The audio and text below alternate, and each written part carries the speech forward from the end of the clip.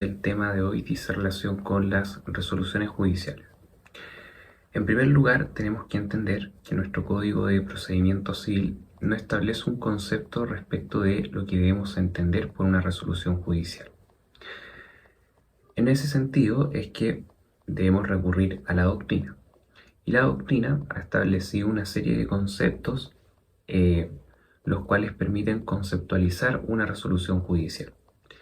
Para estos efectos diremos que una resolución judicial es un acto jurídico procesal que realiza el tribunal mediante el cual resuelve las peticiones de las partes, sean estas principales o accesorias, o bien ordenan el cumplimiento de determinadas medidas procesales.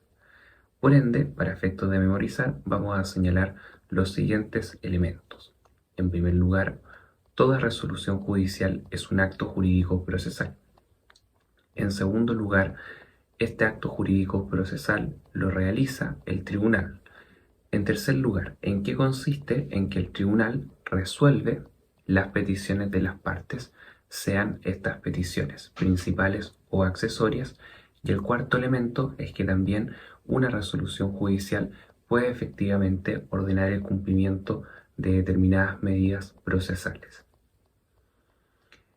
En segundo lugar, es una pregunta muy frecuente y recurrente, sobre todo en exámenes de grado, lo que dice relación con la diferencia que hay entre una resolución judicial y una actuación judicial. Sin perjuicio de que hay distintas diferencias entre una y otra, podemos señalar la principal, que dice relación con que la resolución judicial consiste en la toma de una decisión, ¿ya? En cambio, la actuación judicial consiste en dejar constancia de algo en el expediente, y ese algo es un hecho material. Por lo tanto, eh, podemos señalar esa diferencia. Es decir, la resolución judicial consiste en la toma de una decisión, en cambio la actuación judicial consiste en dejar constancia de algo en el expediente. Como un tercer tema, vamos a abordar lo que dice relación con la clasificación de las resoluciones judiciales. Sin perjuicio de que hay clasificaciones doctrinarias mediante las cuales nosotros podemos conceptualizar las resoluciones judiciales, probablemente siempre que el profesor pregunta la clasificación de las resoluciones judiciales, lo más posible, en un 90% de probabilidades, es que lo que va a querer escuchar es la clasificación legal que proporciona, en definitiva, el artículo 158 del Código de Procedimiento Civil.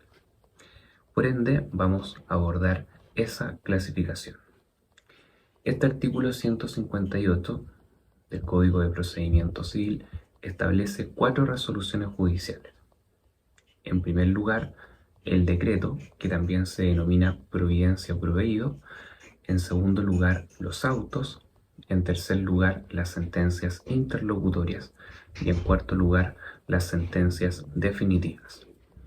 Entonces, vamos a partir por el decreto. Un decreto es aquel que tiene por objeto dar curso progresivo a los autos, sin decidir ni prejuzgar cuestión alguna debatida entre las partes. Por lo tanto, el decreto tiene 2 características.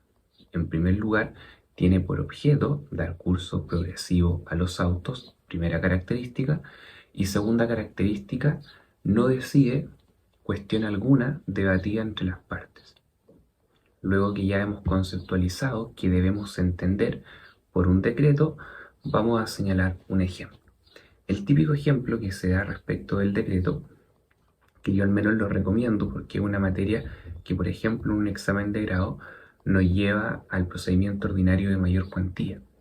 Entonces, es una materia que es bastante abordable a mi juicio.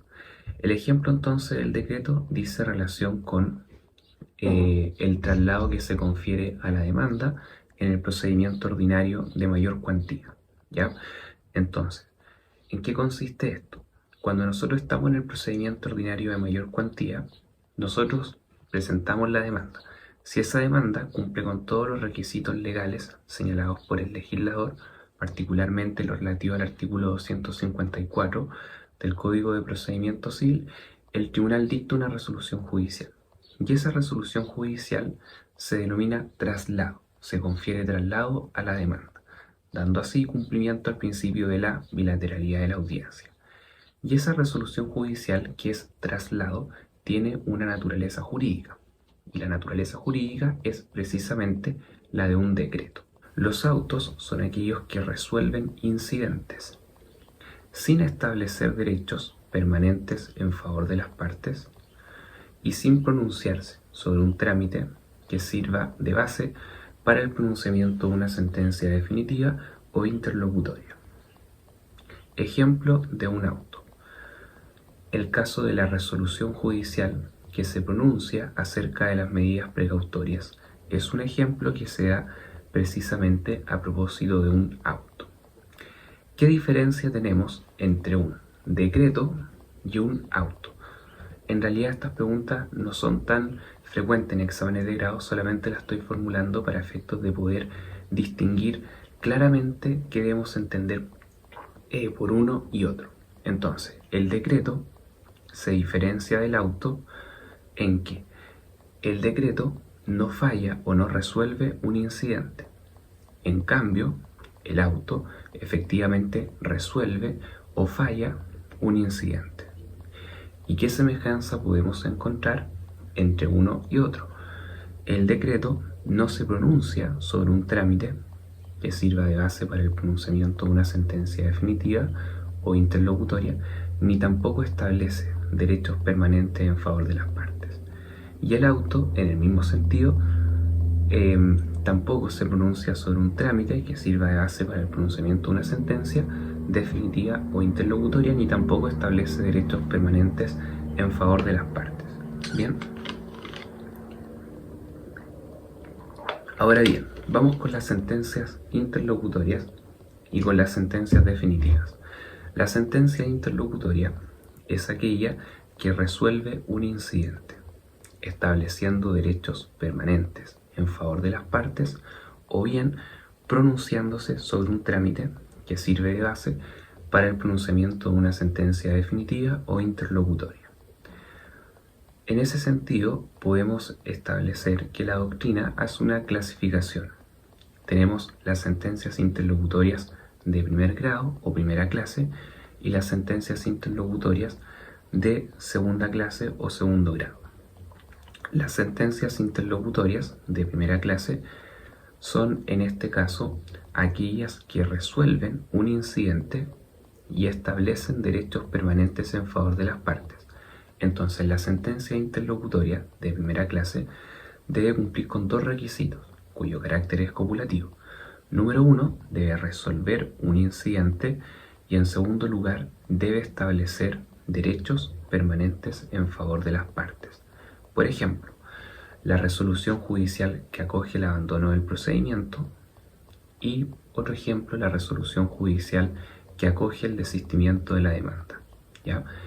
En este caso se cumplen los dos requisitos. Resuelven un incidente, hay que recordar que el abandono del procedimiento y el desistimiento de la demanda son incidentes especiales. Por lo tanto, en este caso se cumple el primer requisito y en segundo lugar establecen derechos permanentes en favor de las partes.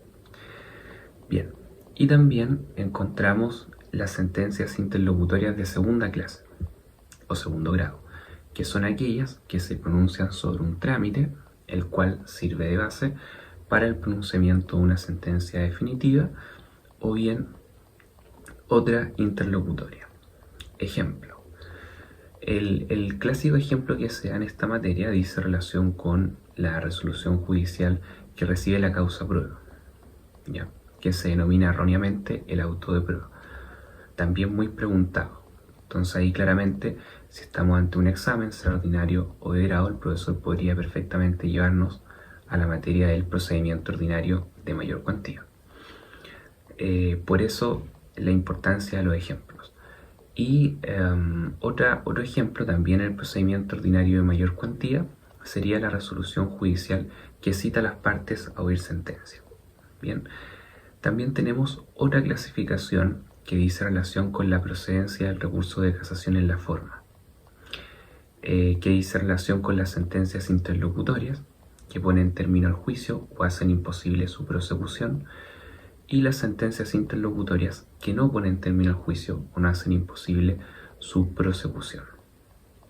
Bien, entonces el recurso de casación procede respecto de las primeras, esto es, aquellas sentencias interlocutorias que ponen término al juicio o hacen imposible su prosecución. Ejemplo, la sentencia interlocutoria que en este caso acoge el desistimiento de la demanda. Vamos a pasar con las sentencias definitivas. Las sentencias definitivas también tienen su definición en el artículo 158. Toda esta materia está, como lo habíamos señalado en un inicio, en el artículo 158. Vamos a hacer un resumen. Hemos visto el concepto, hemos visto la diferencia que hay entre una resolución judicial y una actuación judicial, y como tercer tema estamos viendo precisamente la clasificación legal del artículo 158 del Código de Procedimiento Civil, y estamos en la última resolución judicial, que es la sentencia definitiva. Pues bien, la sentencia definitiva es aquella que pone fin a la instancia, resolviendo la cuestión que ha sido objeto de juicio.